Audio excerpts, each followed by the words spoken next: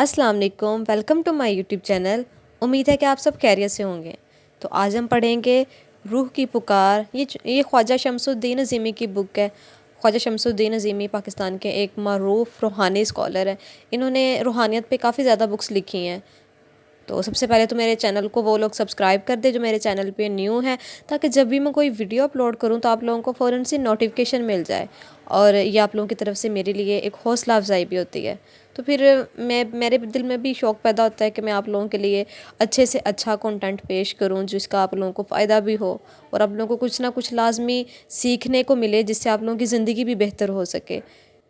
तो आज की वीडियो में जो हमारा उन्वान है वो है हिसाब किताब क्या होता है। किसी ने सवाल किया है ख्वाजा शमसुद्दीन अज़ीमी से, सुना है कि मरने के बाद कब्र में हिसाब किताब होता है, जबकि आप सल्लल्लाहु अलैहि वसल्लम ने ये फरमाया था कि जिस्म रूह का लिबास है। जब रूह ही परवास कर जाती है तो लिबास से कब्र में क्या हिसाब किताब होता है? रूहानी नुक्ता नज़र से तफसील बयान कर दें। जवाब, जिस तरह लिबास की अपनी कोई हरकत नहीं होती, इसी तरह जिस्म भी रूह का लिबास है। जो रूह का जिस्म से तल्लुक़ ख़त्म करने पर बेजान होकर लम्हा ब लम्हा ख़त्म हो जाता है। किसी भी कब्र को आप 2 हफ्ते के बाद खोल कर देखें या 1 महीने के बाद खोल कर देखें तो वहाँ जिस्म नहीं होता, हड्डी होती है। साल भर के बाद खोल कर देखें तो मालूम हुआ हड्डियाँ भी नहीं होती। जिस्म रूह का लिबास है और लिबास से तो कोई सवाल जवाब हो ही नहीं सकता। मसलन एक आदमी का शलवार कुर्ता टोपी वगैरह बांस को पहना कर खड़ा कर दिया और इससे आप सवाल जवाब करें, ये लिबास के क्या जवाब देगा? इस लिबास को आप फाड़ दें तब भी इसकी तरफ कोई मुदाफ़त नहीं होगी। इसमें आग लगा दें, लिबास जल जाएगा लेकिन एक आह भी ना निकलेगी। कब्र में जिस्म इसलिए रखा जाता है ताकि इंसान की बेहुरमती ना हो, और ये कब्र में रखने का रवाज कोई इस्लामी नहीं है। यहूदियों के ज़माने से, हज़रत सुलेमान अलैहिस्सलाम के ज़माने से ये कब्रें बनती चली आ रही हैं। तो ये इंसानी अज़मत को ख़राब ना करने के लिए ये तरीका अख्तियार किया गया है। देखें, अब एक आदमी मर गया, इसकी आप लाश छोड़ दीजिए, अब वो फूलेगा, सड़ेगा, इसमें बदबू होगी, ताफून होगा, इसमें कीड़े पड़ेंगे, गिद्ध खाएंगे, कौवे खाएंगे, चीले खाएंगी, चींटियाँ लगेंगी, बिल्ली, कुत्ते, भेड़िए, गैंडे सब आकर इसे खाएंगे। तो ये आदमी की एक तरह से बेइज्जती होगी। तो इस बेइज्जती से बचाने के लिए और इंसानियत का एहतराम बरकरार रखने के लिए ये कब्र का तसव्वुर कायम हुआ है, और यह हज़रत आदम अलैहिस्सलाम से चला रहा है। हाबील और काबील का किस्सा आपने सुना होगा, वहाँ से ये सिलसिला चल रहा है। जिस्म को अगर हम रूह का लिबास मान लेते हैं तो इस पर कोई हिसाब किताब नहीं होगा। इस जिस्म के ऊपर एक और रोशनियों का बना हुआ जिस्म होता है, और वो इस जिस्म से 9 इंच ऊपर होता है। वो सारा हिसाब किताब, जज़ा व सज़ा सब इसके ऊपर होता है, और वो चीज़ जो है वो आलम अराफ में रहती है। अब रह गया ये सवाल कि रूह जब आलम अराफ में चली गई तो कब्रिस्तान में क्या रखा है? वहाँ तो मिट्टी का ढेर है। ये बात सही है कि कब्रिस्तान में कुछ भी नहीं रखा।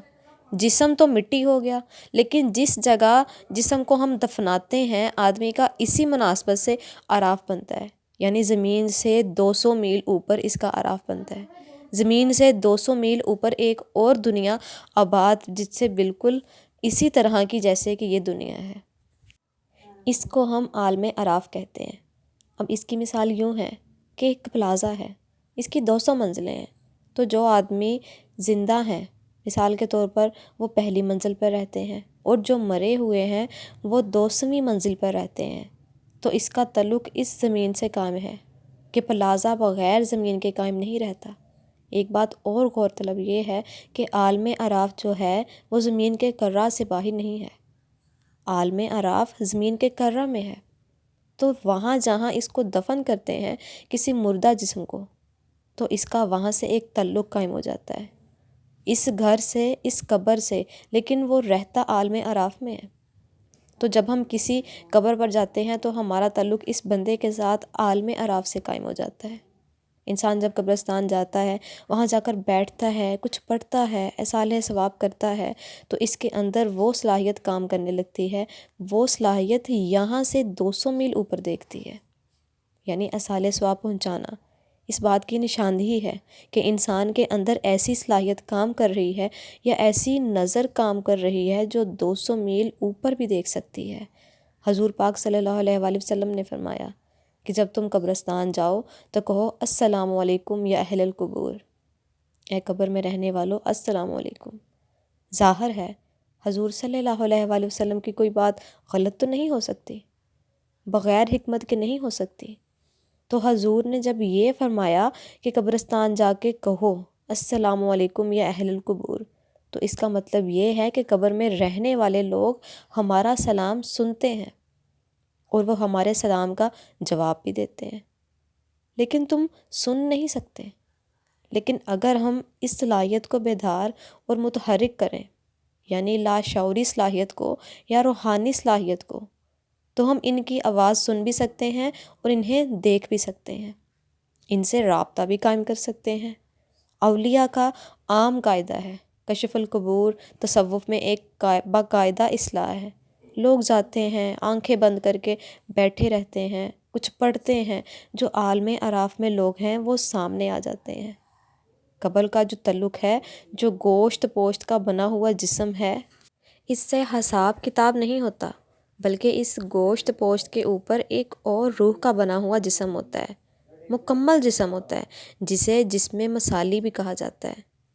امید ہے کہ آپ لوگوں کو آج کی ویڈیو سے لازمی کچھ نہ کچھ نالج ملا ہوگا، اور میرے خیال سے آپ لوگوں کو بہت سی ایسی چیزوں کے بارے میں بھی علم ہو چکا ہوگا جو کہ آپ لوگ پہلے نہیں جانتے تھے، یا جس کے بارے میں آپ لوگوں نے کبھی اتنی گہرائی سے سوچا نہ ہوگا۔ تو میرے یوٹیوب چینل کو سبسکرائب کرنا نہ بھولیے گا۔ انشاءاللہ ملتے ہیں ایک نئی ویڈیو کے ساتھ، ایک اچھے اور ایک نئے ٹاپک کے ساتھ۔ اپنی دعا میں یاد رکھیے گا، اپنا ڈھیر سارا خیال رکھیے گا۔ اللہ حافظ۔